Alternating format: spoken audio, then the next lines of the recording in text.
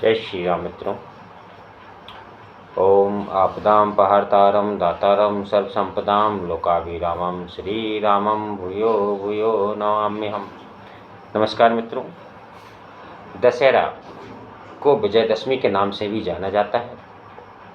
यह बुराई पर अच्छाई की जीत का त्यौहार है, जिसे पूरे देश में बड़ी धूमधाम के साथ मनाया जाता है।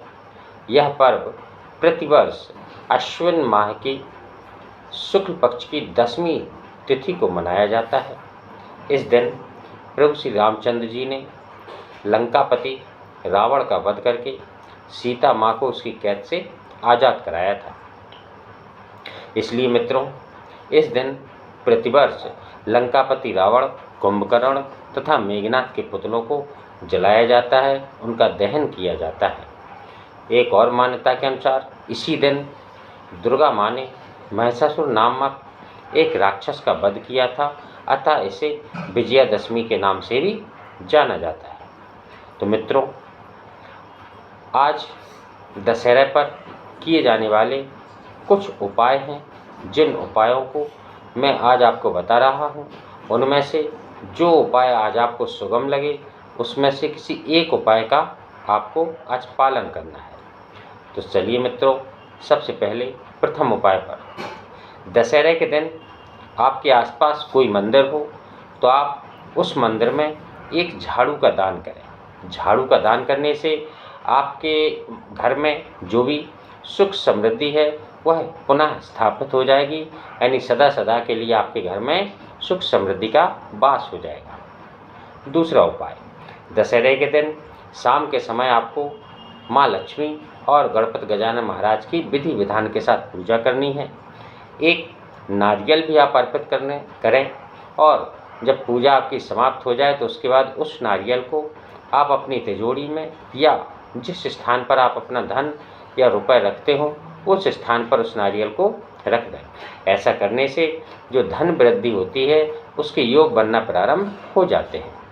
तीसरा उपाय, दशहरे के दिन सुंदरकांड का पाठ करना बड़ा ही अच्छा माना जाता है। सुंदरकांड का पाठ करना बड़ा ही शुभ होता है, क्योंकि सुंदरकांड के पाठ करने से प्रभु श्री रामचंद्र जी, माँ जानकी और हनुमंत लाल जी की कृपा प्राप्त होती है। इस दिन पाठ करने से आपके घर में जो भी ग्रह क्लेश और अन्य प्रकार की बाधाएं होती हैं वह सब समाप्त हो जाती हैं। चौथा उपाय, दशहरे के दिन नीलकंठ पक्षी का दर्शन करना बड़ा ही शुभ माना जाता है। यदि आपको कहीं पर नीलकंठ के दर्शन हो जाएं तो ये समझ लेना कि आपके ऊपर शिव कृपा बरसने वाली है।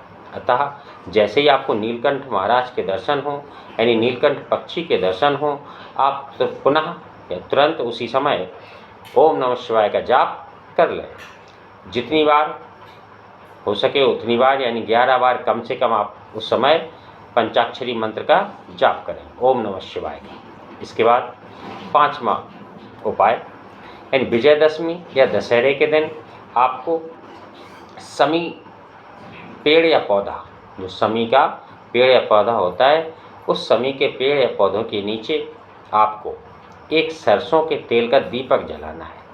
यानी आप सरसों के तेल का दीपक उसके नीचे प्रज्वलित करें, समी पत्र के पेड़ के नीचे। इसके बाद वहाँ पर आपको एक माला लेनी है।